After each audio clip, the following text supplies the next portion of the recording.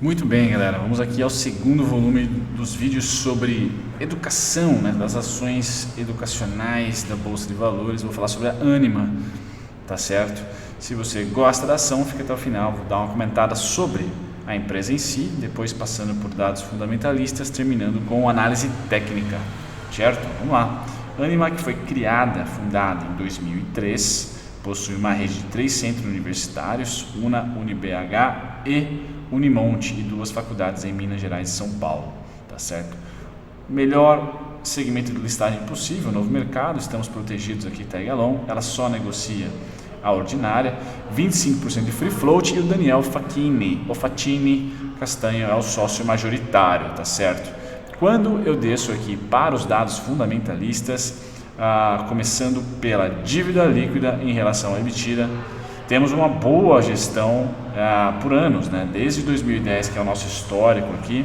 Ela, no pior cenário, foi ano passado, 2018, que ela mais se alavancou teoricamente, 2,13. Vocês podem perceber que ainda continua amarelinho, bonitinho.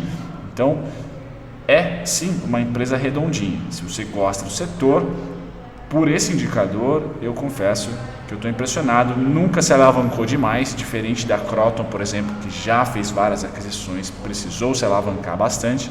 Essa aqui é mais azeitada, parece que tem um propósito, uma clareza um pouco mais definida há mais tempo, por isso ela já está no processo de eficiência operacional, né, na minha opinião.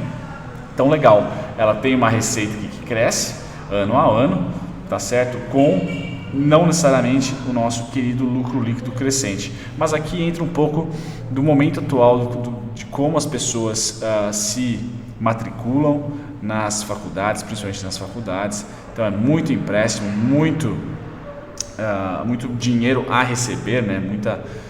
Muito crédito a receber. Então esse é o principal calo do setor, na minha opinião.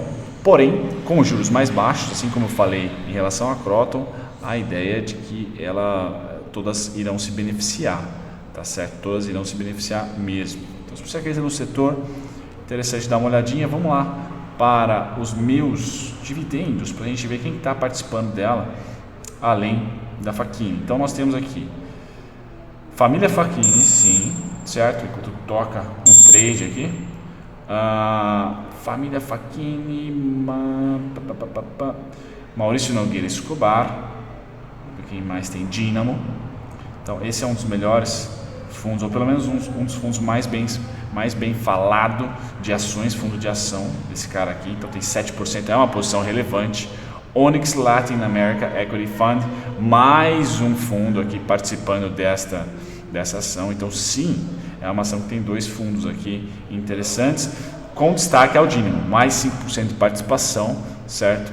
Apesar de ser um fundo bem dinâmico, como o próprio Dynamo sugere, eu acho que eles não pretendem sair dessa empresa. Eu não sou cotista do Dynamo, né? Mas eu acredito que eles estão mais fazendo aportes para um possível ciclo positivo da educação do que simplesmente 2019, 2020 se desfazer de algum tipo de posição. Pois bem, uma breve pausa aqui, depois de um barulhinho forte na rua aqui.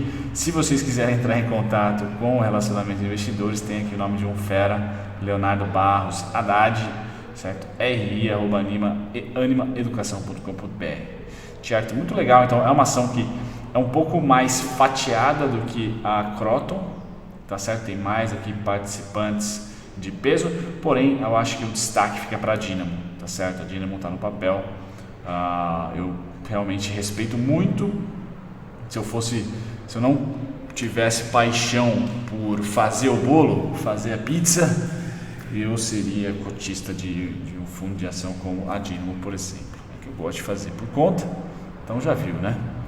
Aqui, fundamentos, ela não distribui dividendos, é bem importante dizer isso. Então a sua estratégia tem que ser de fato valorização da ação, certo? O valor nominal da ação. Ela tem aqui prejuízo nesse tri. Então aqui já tem o segundo tri computado, deu prejuízo. Então se você está de olho em oportunidades porque o momento não foi interessante, pimblilim. Comentei, fiz toda uma introdução dizendo que ela é azeitada, e aqui ela toma um prejuízo neste tri, tá? E ela já é deficitária com esse prejuízo ao longo do ano, nos últimos 12 meses. Tá? Então, voltando aqui nos meus dividendos, se a gente dá uma olhada na evolução dela, vamos lá, do seu lucro líquido, nós temos aqui, ó, 2012, 2013 bem, 2014 muito bem, obrigado, melhor ano dela, 2015 legal, 2016 tchan, 2018 tchan e 2019 ela cai. Então 2018 já foi um ano próximo do ruim, aqui ela começa a cair. Então é uma ação para ficar de olho? Para oportunidade? Só que teve em algum momento perdeu a mão. A gente pode falar sobre diminuição do FIES, inadimplência, pode ter vários assuntos vários porquês que até vão muito além do doméstico aqui, né? Passa por macro e tudo mais. Porém, a empresa hoje está com um semestre no prejuízo e um ano no vermelho. Quer buscar pechincha? Pode ser uma oportunidade. Hoje os dados dela estão bonitos? Não estão bonitos, tá certo? Então cai aqui um pouco neste quesito aqui. Veja como ela cai drasticamente em 2018 e agora 2019 deve vir no vermelho. Historicamente, que nós temos aqui os dados, 2 anos de prejuízo. Então é uma empresa que, na minha opinião, se formos participar como acionistas, não deve ser aquela ação que vai lhe trazer as alegrias em um semestre. É uma ação que vai demorar um pouco mais, certo? Vai demorar um pouco mais para começar a trazer alegrias. Então, para o trader mais longínquo, aquele cara que está querendo fazer aportes, é legal. O único ponto negativo que eu vejo das empresas que estão começando a ter seus dados fundamentalistas piorados agora, é que a gente está meio chateado com a economia global de uma maneira geral. Então, se vier um tal crash, se vier uma tal recessão, elas tendem a sofrer bem mais, tá? E a Anima não está valendo, por exemplo, a cotação dela hoje está a R$20, tá? A cotação da Croton, por exemplo, está a 10, e a Croton está entregando mais resultado no momento. Então, quando compara uma com a outra, fica complicado para nós sardinhas, né, que não temos, às vezes não tem o fundo suficiente, ou a estratégia de ficar fazendo aportes para que o preço médio, de repente, né, se torne mais barato, fique mais balanceado. Eu não vejo a Anima como aquele pontaço de suporte total, tá? Vamos lá, um ano atrás, se você comprou a Anima, comparando com o Ibov, você está muito bem, obrigado. Muito bem, obrigado. A Anima valorizou 73% de setembro do ano passado para setembro deste ano. Setembro de 2018 para setembro de 2019. Tá certo? Então, muito legal mesmo. Aqui, o que eu encontro? Bom, se a gente está com probleminhas atuais de percurso, tá? O que eu vou comentar, vamos ver se no semanal fica mais fácil para vocês no celular. Beleza, fica. O que eu vou comentar é o seguinte: a gente está em um triângulo, ou chame como quiser, mas tem uma LTB aqui, certo? Uma LTB aqui, e eu considero uma LTA aqui, ó. Uniu 1, 2, 3, 4, 5. Fizemos aquele rompimento Mandrake. Se voltarmos para ela, aqui na região que eu acredito ser de 18,70. 18,71 a 18,50, tá certo? Esses são os dois suportes atuais que eu tenho para ela. Com essa imagem dá para a gente ter uma noção de qual é a variação atual da volatilidade. Então ela chega aqui, varia muito, só que a partir desse range aqui, de 2015 para cá, tem diminuído a volatilidade. Então a volatilidade que tinha essa espessura, esse diâmetro, né? Essa elasticidade, diminuiu para essa, tá? E a tendência, galera, é que ela diminua mais ainda, que ela fique aqui entre 25 e 15, 18, tá? Então, para nós sardinhas, eu acho que eu preciso comentar isso para vocês, que ela dificilmente vai ser uma ação que a gente vai perder a oportunidade, porque ela tende a ficar lateral. está lateral e tende a continuar lateral. Nada me faz acreditar que ela vá fugir aqui entre 16 e 34, certo? Deixa eu ver aqui, aos 24, 25 reais.